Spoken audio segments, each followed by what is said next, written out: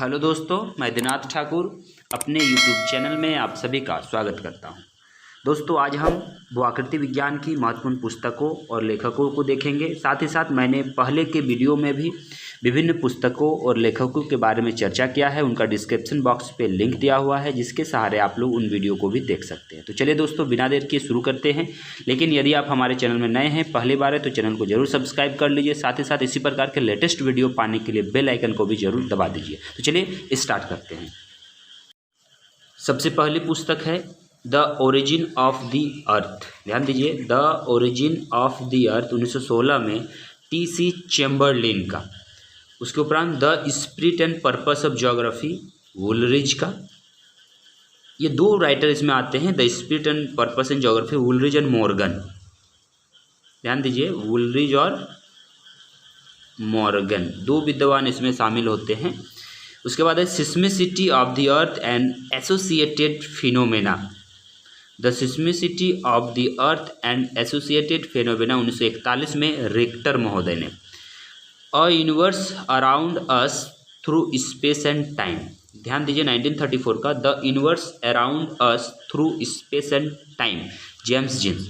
इन पुस्तकों को पढ़ने का सबसे आसान तरीका क्या है, कैसे याद रखें हम, अगर इस पर थोड़ा सा हम बात कर ले तो इसको हम लोग को बार बार रिपीट करना होगा, बार बार रीडिंग करना होगा, बार बार पढ़ना होगा। साथ ही साथ चैप्टर जब आप जियोमॉर्फोलॉजी का पढ़ते हैं तो उसमें आप अंडरलाइन करते जाएं कि ये पुस्तक का उल्लेख कहाँ कहाँ मिलता है, वो उससे भी आसानी से याद हो जाएगा।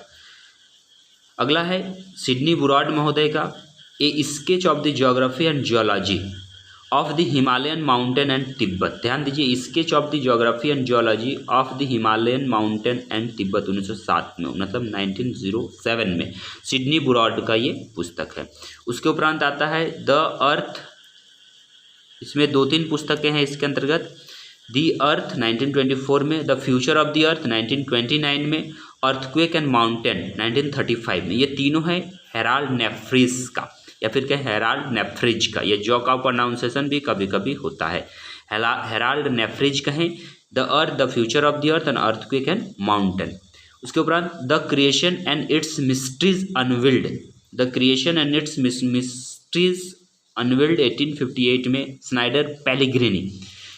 स्नाइडर और पेलेग्रिनी दो विद्वान हैं। आर्थर होम्स की तीन महत्वपूर्ण पुस्तकें यहाँ पर है। The age of the earth, principle of physical geology, radioactivity and earth and movement. ये तीनों पुस्तकें आर्थर होम्स की है। The age of the earth, principle of physical geology, radioactivity and earth movement. इसके उपरांत Alexander दुत्वा। देखिए, Alexander दुत्वा का जो उल्लेख आता है इसका काफ़ी महत्वपूर्ण है, क्योंकि जापान में जो भूकंप और ज्वालामुखी आता है उसके बारे में इन्होंने व्याख्या किया था। The geology of South Africa 1926 में इन्होंने लिखा। Our wandering continents 1937, Alexander du Toit. Charles सुसट का पर्वत निर्माणकारी सिद्धांतों में काफ़ी इंपॉर्टेंट रोल है। इन्होंने historical geology of the Antillean Caribbean region 1935 में। ध्यान दीजिए, the historical geology of the Antillean Caribbean region 1935। So 1945 में आउटलाइन ऑफ हिस्टोरिकल जियोलॉजी, ये भी पुस्तक काफ़ी महत्वपूर्ण है। आउटलाइन ऑफ हिस्टोरिकल जियोलॉजी, ये पुस्तक काफ़ी महत्वपूर्ण है। The evolution of the earth and its inhabited, ये भी पुस्तक काफ़ी चर्चित है। The evolution of the earth and its inhabited, ये प्रीवियस ईयर असिस्टेंट प्रोफेसर के परीक्षाओं में ये पुस्तक पूछा जा चुका है। The evolution of the earth and its inhabited 1980, Charles सुसट। उसके उपरांत आता है the shape of the earth, ये मैकेंजी का है। The shape of the earth 1967 में मैकेंजी का है। मैकेंजी ने प्लेट विवर्तनिकों को कंप्यूटर मॉडल के माध्यम से समझाया था। उसके बाद है डेली महोदय का द डेप्थ ऑफ द सी 1933 में, strength and structure of the earth 1940 में। द डेप्थ ऑफ द सी 1933 में, strength and structure of the earth 1940 में। आवर मोबाइल अर्थ 1926 में आर.ए. डेली का है। उसके उपरांत नॉर्थ अमेरिकन जियोसिंक्लाइन मार्शल का है। नॉर्थ अमेरिकन जियोसिंक्लाइन मार्शल का है। ट्रेडी डी जियोलॉजी हैग का है। ट्रेडी डी जियोलॉजी हैग का है। हैग महोदय ने भूसन्नति के विकास के संदर्भ में व्याख्या किया था, जबकि हॉल और डाना ने उसकी संकल्पना को व्यक्त किया था।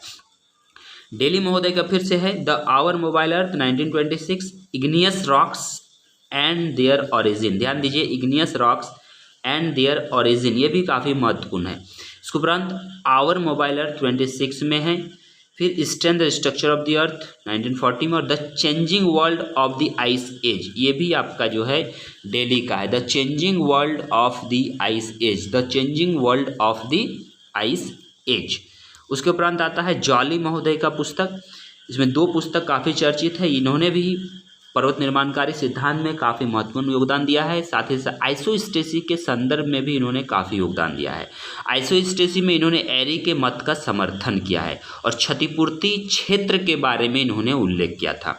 द हिस्ट्री ऑफ द अर्थ 1921 में इन्होंने लिखा, the surface history of the अर्थ 1925 में। ध्यान दीजिए, the history of the earth 1921, the history of the अर्थ 1921 और the surface history of the अर्थ 1925 में इन्होंने लिखा था। है लिटिंटन महोदय की। लिटिंटन महोदय ने भी अभिनव तारा संकल्पना के बारे में बात किया है, जो पृथ्वी की उत्पत्ति से संबंधित काफ़ी महत्वपूर्ण संकल्पना है। इसमें आपको पहला पुस्तक 1953 का है the comets and their origin, उसके बाद 1982 में the earth and its mountain, उसके बाद है mystery of the solar system 1968 में लिखा है। ऑस्ट्रेलियस महोदय ने, अब्राहम ऑस्ट्रेलियस महोदय ने थिसोरस जियोग्राफिक्स, देखिए ये पुस्तक काफ़ी चर्चित पुस्तकें हैं। थिसोरस जियोग्राफिक्स, ये पुस्तक में क्या वर्णन किया गया है, इसको थोड़ा सा बात कर लें। जब हम महाद्वीपीय विस्थापन सिद्धांत पढ़ते हैं तो महाद्वीपीय विस्थापन सिद्धांत में सबसे पहला उल्लेख अब्राहम ऑस्ट्रेलिस का आता है।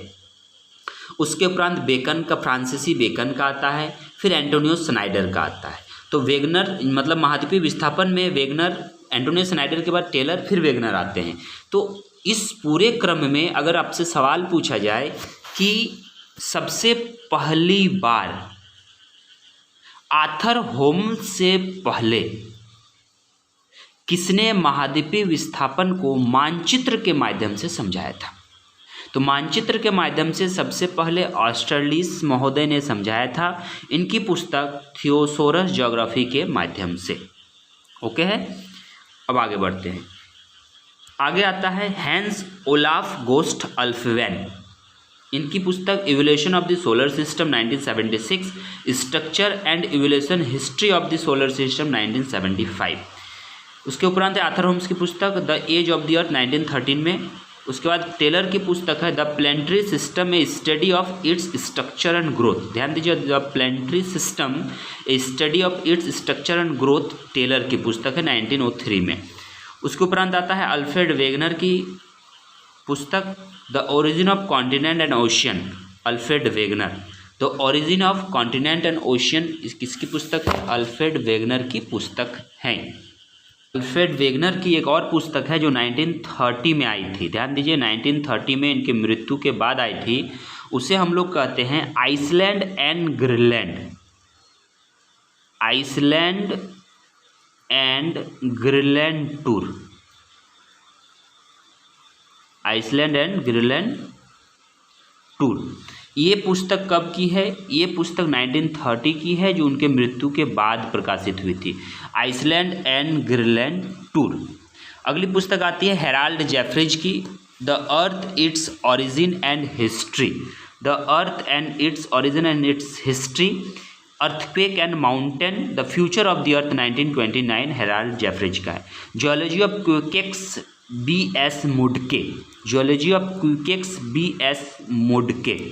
उसके बाद the rejection of continental drift, the rejection of continental drift 1999 में बॉबी का है। 1999 में बॉबी ने इसके बारे में उल्लेख किया था। हेरमंड हैस का, हैरी हेमंड हैस का history of ocean basin 1962, the ocean crust 1955, evolution of ocean basin 1960, history of ocean basin 1962। 4 पुस्तक इनका काफ़ी चर्चित है। उसके उपरांत आता है आपका रॉबर्ट डिच का। रॉबर्ट डिच हैरी हेस के साथ मिलकर सी फ्लोर स्प्रेडिंग में काफ़ी महत्वपूर्ण कार्य किए हैं। ये एक रिसर्चर थे जो हैरी हेस के सी फ्लोर स्प्रेडिंग में उनके साथ सहयोगी के रूप में कार्य किए हैं। इनकी पुस्तक 7 miles down, the story of the bathyscaph 1961 में। उसके बाद है जेम्स ड्वार्ट और डाना की पुस्तक सिस्टम ऑफ मिनरलॉजी 1868 में, मैनुअल ऑफ मिनरलॉजी 1848 में, manual of geology and lithology 1887 में, coral and coral island 1872 to 1819। इसके बाद कोबर की काफ़ी चर्चित पुस्तक आती हैं जिन्होंने माउंटेन ऑरेगन थ्योरी में दिया था, डर बाउ डर इरडे 1928 में है लियोपोल्ड कोबर का।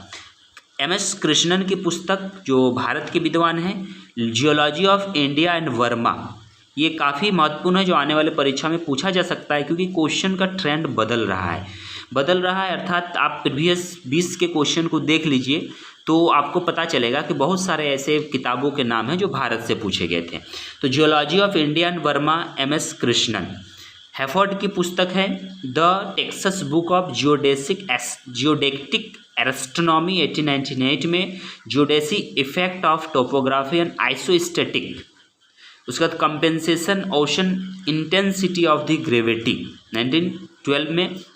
उसके बाद है आपका ग्रेविटी एंड आइसोस्टैटिक 1917, इस हैफोर्ड की पुस्तक है। Territory history of the great canyon 1882 में सी डट्टन का है और हवालियन वैल्केनो सी डट्टन का है।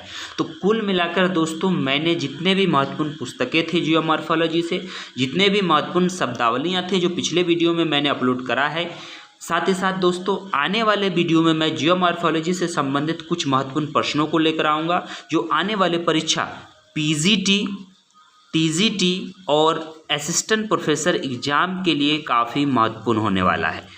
वो 2-3 सीरीज हमारा प्रश्नों का होगा। उसके उपरांत मैं आप लोगों के लिए पुनः क्लाइमेटोलॉजी के सीरीज में शामिल हो जाऊंगा। तो चलिए दोस्तों, कैसा लगा आपको ये वीडियो आप कमेंट करके ज़रूर बताएं। साथ ही साथ इसी प्रकार के वीडियो पाने के लिए बेल आइकन को जरूर दबा दें। साथ ही साथ दोस्तों ज़्यादा से ज़्यादा शेयर करें ताकि सभी तक इनका लाभ पहुँच पाए। धन्यवाद।